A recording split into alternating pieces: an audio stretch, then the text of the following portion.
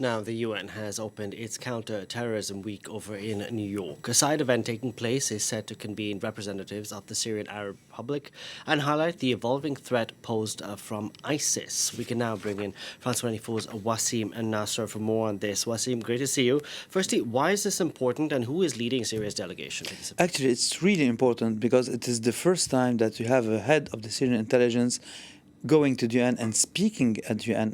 We're not talking only about the new regime in power in Damascus, even before. Because this is the first for the Syrian intelligence to be present in New York. And so he went there, and there was a preliminary meeting that were organized, and we have a picture of it, with Brahim al-Olabi. Brahim al-Olabi, who's the Syrian envoy to the UN. He organized a meeting with the head of counter-terrorism of the United Nations and of the European Union, which was preparing the meetings that will happened yesterday and actually today. And it is very important because the person we see with the blue tie, meaning Hossein Salemi, he's one of the oldest companions of Ahmad al-Shara in Syria since day one. And he comes from a town called Shhil, which is on the border or next to the border with Iraq, which was in the heart of the war in Iraq and in Syria. So he has a real jihadi background, and he is a pillar today of the new Syrian authorities. And we saw him actually in Paris for the first presidential visit. We have a picture of it, of Ahmad al-Shara, his Minister of Foreign Affairs that we see with the pink tie, and we see the head of the intelligence behind Asad Shibani, the minister, and next to him, Brahim Alabi, the actual envoy, Syrian envoy to the UN. And so it is really important, it's really groundbreaking actually to see him in New York, and he spoke in New York in front of the General Assembly. And the most important things that he said in New York is that they are today speaking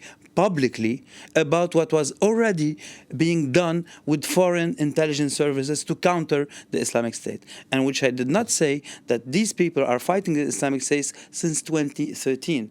Because Hossein Salemi was behind also the architecture of fighting the Islamic State in eastern Syria, even though they lost at the time in 2013. And the most important thing of it is that today they are talking publicly about it, and they are going way beyond the work with foreign intelligence services to the diplomatic level, actually, by speaking out about it like this.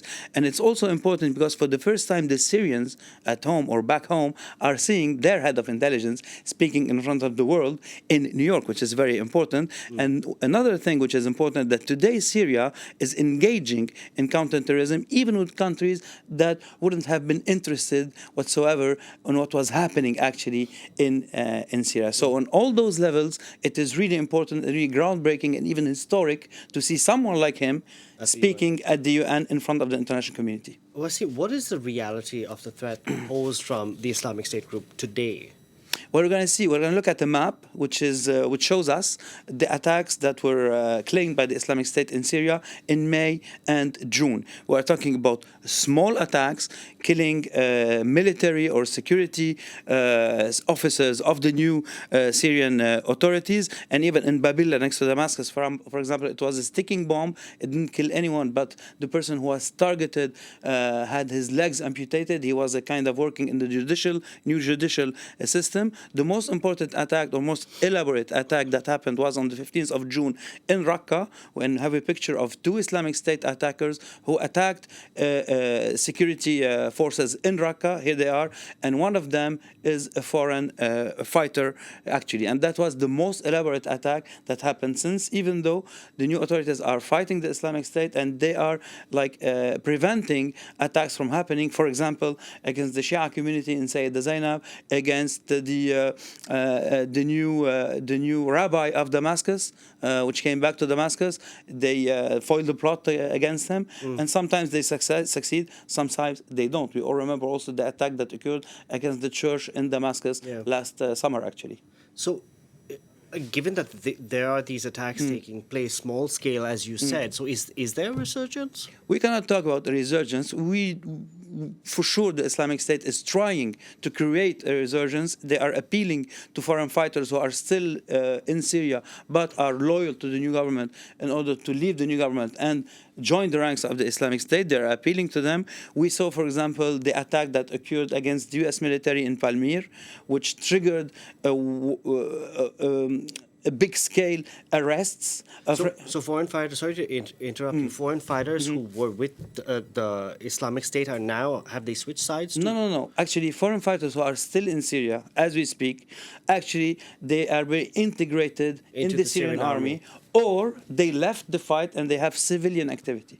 Meaning having restaurants or whatever. But the Islamic State is trying to capitalize on some disappointments, maybe, of those fighters in order to tell them, join the Islamic State, it's the right path. And they tried to play, for example, the reality of the camp of Al-Hol, which we all know. Yeah. And this is why, few people know that this is why Damascus actually decided to shut down Al-Hol, because it was used by the Islamic State as a propaganda tool in order to say look, the new authorities in Syria are acting just like the Kurds before them, and they are jailing women and children, etc., etc.